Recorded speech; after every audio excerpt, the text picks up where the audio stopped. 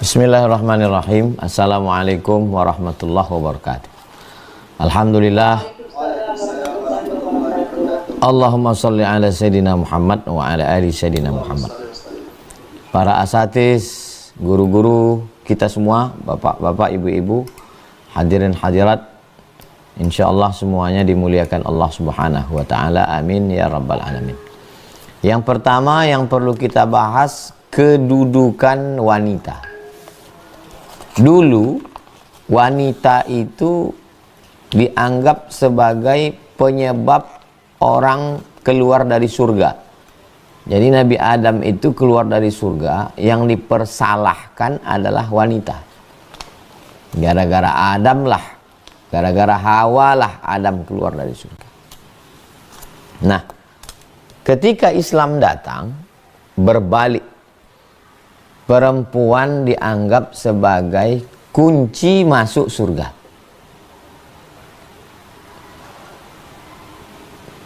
Jadi Islam inilah yang mengangkat harkat, martabat, derajat perempuan.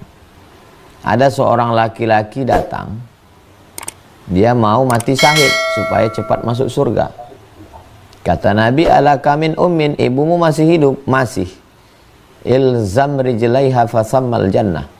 Kau urus tapak kakinya, kau dapat surga. Urus tapak kakinya, kau dapat surga.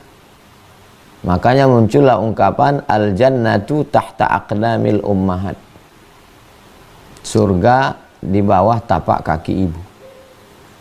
Itu sebagai ibu. Bagaimana kalau perempuan sebagai anak? Perempuan sebagai anak, man ala thalatha banatin, siapa yang membesarkan 3 anak perempuan, fa'addabahunna, dididik dengan baik, wa zawwajahunna, dinikahkan dengan baik, wa ahsana ilaihinna, buat baik sampai mati terhadap perempuan, falahul jannah, maka surgalah baginya. Jadi sebagai ibu kunci surga, sebagai anak pun perempuan menjadi kunci surga. Bagaimana dengan sebagai istri? Husnu taba'ulil mar'ati li zawjiha. Perempuan yang menunaikan amanah, menjaga kehormatan suami, membesarkan anak-anak, maka dia juga mendapatkan surga. Dan perempuan menjadi sebabnya orang masuk surga. Dan yang masuk surga setelah Nabi Muhammad SAW, saat Nabi menoleh ke belakang, Nabi lihat perempuan, wanita. Kata Nabi, siapa kamu? Saya adalah wanita yang menyantuni anak yatim. Setelah suaminya meninggal, dia besarkan anak-anaknya, dia masuk surga sesudah Nabi Muhammad SAW. Ini poin pertama, bahwa perempuan yang dianggap sebagai penyebab manusia keluar dari surga, setelah Islam datang, perempuan penyebab masuk surga. Saya masuk surga karena ibu saya. Saya masuk surga karena anak perempuan saya. Kalau saya punya anak perempuan, saya tak punya anak perempuan, tinggal lagi ibu. Saya masuk surga karena doa istri saya. Didoakannya saya setiap malam supaya saya masuk surga bersamanya. Doa perempuan yang solihah dikabulkan Allah. Kalau kamu mau bahagia, kata Nabi, siapkan 3. Pertama, qalban syakira, hati yang bersyukur. Yang kedua, lisanan zakira, lidah yang berzikir. Yang ketiga, zaujatan solihah, istri yang solihah. Syarat bahagia perempuan, wanita. Jadi Allah mengangkat harkat derajat perempuan. Masuk dan keluarnya dari surga, masuk surga karena perempuan. Yang kedua, perempuan dulu, wanita dulu sebelum Islam datang, itu dijadikan sebagai barang yang diperjualbelikan dan barang yang diwariskan. Jadi kalau seorang laki-laki menikah, waktu itu poligaminya tanpa batas, unlimited. Jadi kalau laki-laki menikah, dari istri pertama lahir anak laki-laki. Habis itu dia menikah, istri yang terakhir perempuan, kemudian meninggal. Si suami ini meninggal. Maka anak yang pertama dari istri pertama tadi itu boleh mewarisi ibu tirinya. Itu hukum binatang. Maka dalam Islam haram menikahi ibu tiri. Perempuan yang sudah dinikahi ayah kita, sampai hari kiamat dia adalah ibu kita. Wudhu tidak batal dalam mazhab Syafi'i, karena dia mahram mu'abbad kekal selamanya. Ayah kita punya istri, maka dia menjadi ibu kita. Mati ayah kita tidak bisa menikahinya. Nah, ini hukum ini Islam yang membawa. Maka perempuan diangkat setinggi-tingginya dari barang yang diperjualbelikan, dari barang yang diwarisi, menjadi penghormatan, kemuliaan. Dari barang jadi ibu. Dari barang jadi ibu seperti ibu kandung. Nah, ini Allah Subhanahu wa ta'ala mengangkat derajat perempuan. Yang ketiga, dulu kalau meninggal laki-laki, maka yang mendapatkan warisan itu adalah anak laki-laki, ayah laki-laki, saudara laki-laki. Perempuan gak ada urusan dengan warisan. Begitulah rendahnya perempuan ini, gak dapat apa-apa. Makanya ada ayat namanya ayat wasiat. Kutiba alaikum idza hadara ahadakumul mautu in taraka khairanil wasiyah. Tinggalkanlah wasiat. Kenapa? Karena ibu tidak dapat, istri tidak dapat, anak perempuan tidak dapat, adik perempuan tidak dapat. Bagaimana setelah Islam datang? Ketika Islam datang, istri dapat 1/4 kalau tidak ada anak. Kalau ada anak, istri dapat 1/8. Saudara kandung dapat setengah. Laki-laki dapat 100, perempuan dapat 50. Ibu bisa dapat 1/3, bisa dapat 1/6. Saudara kandung dapat, ibu dapat, anak perempuan dapat. Lidzakari mithlu hadzil unsayain, anak laki-laki 2 kali bagian anak perempuan. Islamlah yang memuliakan wanita yang tidak mendapat apa-apa akhirnya memperoleh. Iya, tapi laki-laki dapatnya 2 kali, perempuan 50, laki-laki kok 100. Karena laki-laki menanggung biaya nikah, laki-laki menanggung mahar, laki-laki menanggung biaya nafkah, makanan, pakaian, tempat tinggal, pendidikan, perhatian. Jadi laki-laki dapat 100 itu bukan karena diskriminasi, tapi karena laki-laki punya tanggung jawab. Ini mesti dipahamkan kenapa perempuan. Coba perhatikan dulu yang perempuan tidak dapat apa-apa. Keempat, dulu kalau ada perempuan di rumah, bahkan sampai sekarang di beberapa tradisi, perempuan ada di rumah dalam keadaan berhalangan, haid, menstruasi, tidak boleh dilakukan ibadah. Tidak boleh beribadah kalau di rumah itu ada perempuan berhalangan. Di beberapa suku, beberapa agama, dibuatkan pondok kecil di luar rumah. Perempuan yang sedang haid diletakkan di pondok khusus.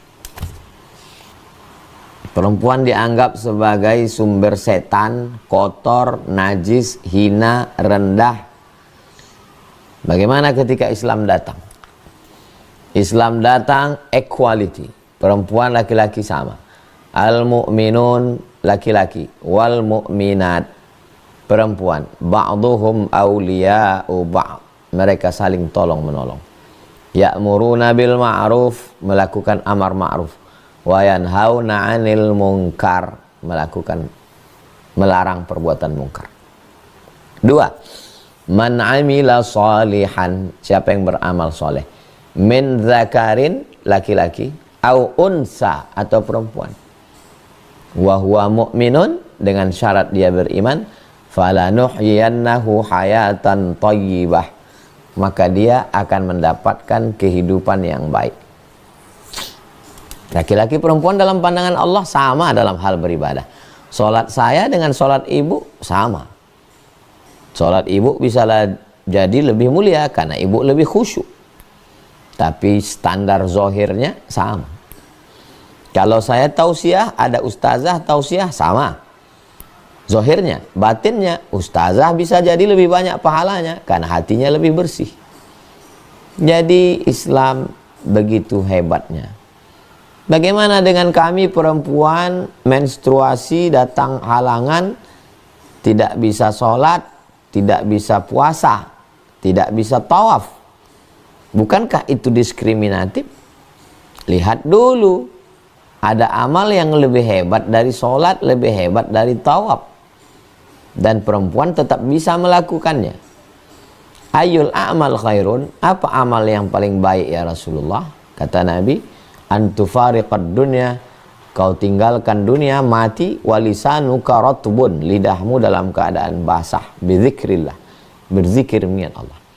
Perempuan yang tidak bisa puasa, tidak bisa tarawih, tidak bisa witir, tidak bisa baca Quran, maka dia berzikir lebih hebat, lebih dahsyat lagi. Jadi tidak ada alasan untuk tidak beribadah. Siang tidak bisa puasa, zikir, istighfar zikir, tasbih zikir, tahmid zikir, takbir zikir, la haula wala quwata illa billah zikir, sholawat zikir, hasbunallah wa ni'mal wakil, ni'mal maula wa ni'man nasir zikir. Ini semua zikir-zikir dibaca, diamalkan oleh perempuan-perempuan yang dalam keadaan berhalangan. Berikutnya yang kelima, dalam beberapa hal perempuan dilebihkan dari laki-laki. Wanita dalam beberapa hal dilebihkan dari laki-laki. Man ahaqqun nas bihusni suhbati, siapa yang orang paling layak menerima baktiku? Ummuka, ibumu. Ummuka, ibumu. Ummuka, ibumu. Kemudian abuka, bapakmu. Perempuan dilebihkan dari laki-laki. 6. Perempuan kalau dia mengandung, dia mati syahid. Laki-laki mati syahid nunggu berperang. Perempuan tidak berperang. Dia mengandung, meninggal, mati syahid. Anaknya lahir, mengalir amal jariah. Fisik tubuh anaknya itu adalah fotokopi diri perempuan. Jadi perempuan dalam Islam diangkat harkat, martabat, derajatnya luar biasa. 7. Beberapa orang masuk surga karena perempuan. Di antaranya Nabi Musa. Nabi Musa itu punya doa, ya Allah tunjukkan siapa temanku di surga. Kata Allah, temanmu di surga tukang daging. Lalu setelah dicek kenapa tukang daging ini bisa masuk surga, ternyata dia potong-potong dagingnya, dia masak. Selesai masak dia suap ibunya. Selesai ibunya kenyang, ibunya berdoa, ya Allah masukkanlah anakku ke surga bersama Nabi Musa. Anaknya masuk surga bukan karena amal, karena doa ibunya. Doa ibu yang luar biasa. Maka di antara doa yang tidak tertolak ada 3. Doa yang pertama, da'watus shaim, doa orang berpuasa.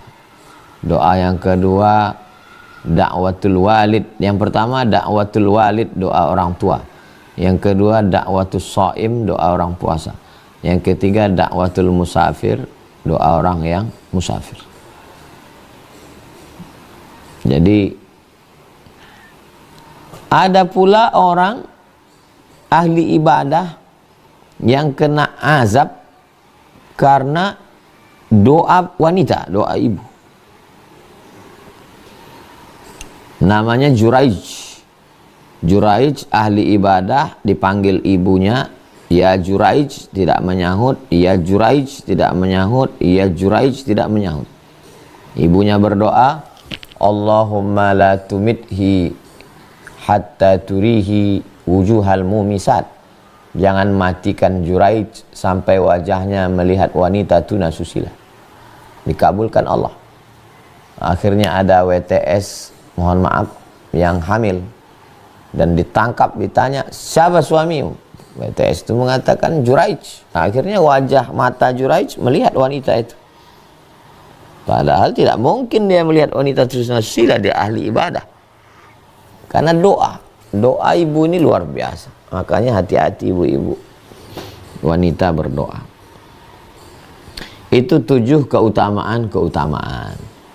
Berikutnya adalah 5 yang perlu diwaspadai. Yang pertama, la yakhluwanna rajulun ma'amra'atin. Jangan berdua-duaan dengan yang tidak mahram. Jadi perempuan satu kantor, satu ruangan, bertemu tiap hari, witing trisno jalaran suko kulino, merasa nyaman, curhat, akhirnya makan bareng, jalan bareng, terjadilah apa yang terjadi. La tattabi'u khutuwatis syaitan, jangan ikut-ikut langkah-langkah setan. La tusafiranna mar'atun illa ma'adhi mahramin. Tidak boleh musafir keluar kota, satu kantor, atasan bawahan, sama-sama seminar, panitia acara, narasumber pembawa acara, tukar nomor, kirim gambar, kirim video, curhat, nyaman, terjadilah apa yang terjadi. Hati-hati, waspada. Berawal dari perkenalan, berlanjut dengan perbuatan zina. Rusak diri, rusak anak, rusak suami. Yang kedua, la takhda'na bil qaul. Jangan bersuara mendayu-dayu, lemah gemulai. Jadi bersuara yang normal-normal aja, nggak usah terlalu manis-manis, basa-basi. Itu hanya perlu untuk suami. Kalau suami silakanlah bermanis-manis, lemah gemulai, lemah lembut. Jangan dibalik. Ke suami membentak-bentak, ke orang lemah gemulai. La takhda'na bil qaul. Jangan bersuara mendayu-dayu. Yatma'alladzi fi qalbihi marad. Karena ada orang-orang yang hatinya ada penyakit. Kalau dia dengar suara mendayu-dayu, maka otaknya langsung rusak, error. Yang ketiga, la tabarrajna tabarrujal jahiliyatil ula. Jangan bersolek-solek jahiliyah. Perempuan bersolek, rambutnya dicat, matanya hijau biru, bibirnya merah, itu untuk suaminya. Di kamar, hanya dia dengan suaminya. Adapun untuk orang lain, yang paling kuat wajahnya ditutup. Yang pendapat pertengahan, wajahnya tetap dibuka, tapi tetap menjaga adab. Jadi jangan dibalik. Untuk suami, wajahnya biasa aja, pas mau keluar rumah, barulah dia bermake up. Ini tidak dibenarkan. Yang keempat, perempuan itu tidak boleh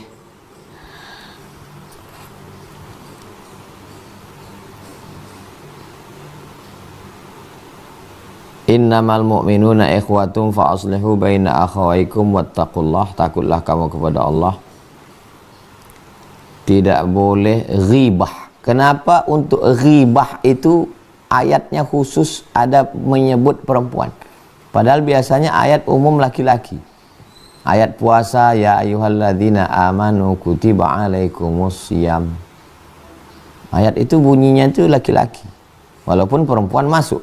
Tapi khusus untuk ayat ghibah, namimah, ejek mengejek, olok mengolok. La yaskhar qaumun min qaumin asa ayyakunu khairam minhum wala nisaun. Nah, dan nisa. Kenapa mesti ada perempuan? Karena memang dunia gosip, ejek mengejek, olok mengolok, namimah, adu domba itu didominasi oleh perempuan. Walaupun laki-laki ada juga, maka sering selalu mulut kau macam mulut perempuan. Karena memang kebanyakan perempuan yang begitu. Nah, maka dijaga hati-hati. Kalau bicara aib orang lain, kemudian ghibah, namimah, mengadu domba, omongan si A tentang si B, didengar si C, berantam si C dengan si A gara-gara si B. Mungkin omongannya nggak sampai melalui yang omongan, dia nggak ngomong, tapi copy paste, share di grup-grup WhatsApp. 5 menit 50 grup sudah sampai itu berita. Nah, ini masuk dalam ghibah dan namimah. Yang terakhir, yang kelima, bahwa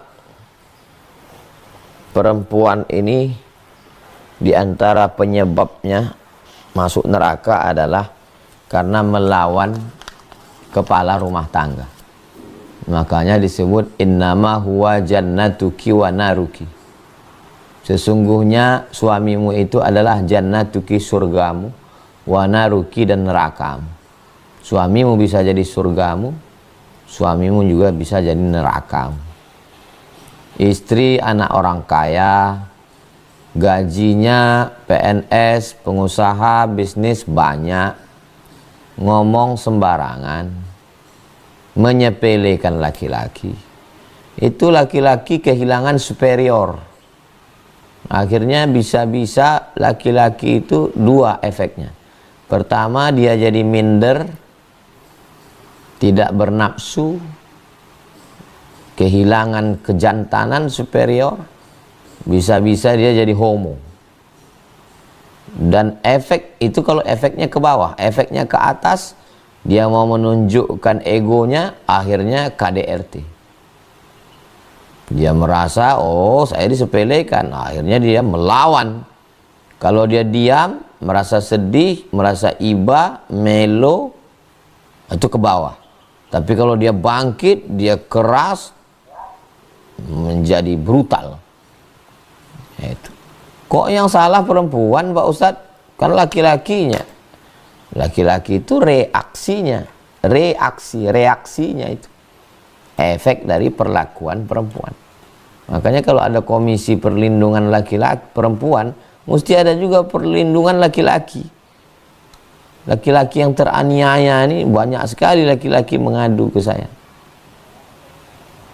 Karena apa? Karena dari berbagai hal, secara psikologis dan lain sebagainya. Maka wanita menjaga inilah nasihat-nasihat untuk muda.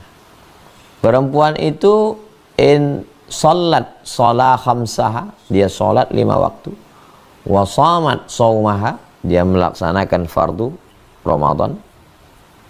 Kemudian dia melaksanakan perintah Allah, menjauhi larangan Allah, patuh kepada suaminya, maka masuk surga min haitsu sya'at, dari pintu mana saja yang dia mau. Ada orang masuk surga dari pintu babus shadaqah karena shadaqah. Ada yang masuk surga dari pintu babus shalah karena salat. Ada yang masuk surga karena babur rayyan, banyak puasa. Tapi perempuan, dia bisa masuk dari pintu mana saja kalau dia patuh pada suami. Suami yang bagaimana? Nah, ini kadang laki-laki juga sembarangan, dikit-dikit patuh sama suami. Suami yang bagaimana? Suami yang takut sama Allah, suami yang amanah, suami yang menunaikan perintah Allah. Ini nggak sholat, nggak puasa, mengumbar aurat, selingkuh, narkoba. Giliran ngomong patuh sama suami. Suami yang bagaimana? Nah, inilah 5 poin yang saya sampaikan sebagai pengantar dialog interaktif. Saya sudah sampaikan materi lebih kurang 40 menit. Berikutnya saya serahkan kepada Al-Mukarram. Terima kasih. Falyatafaddal mashkura. Jazakumullah khairan. Kita kembangkan pada dialog interaktif. Wassalamualaikum warahmatullahi wabarakatuh.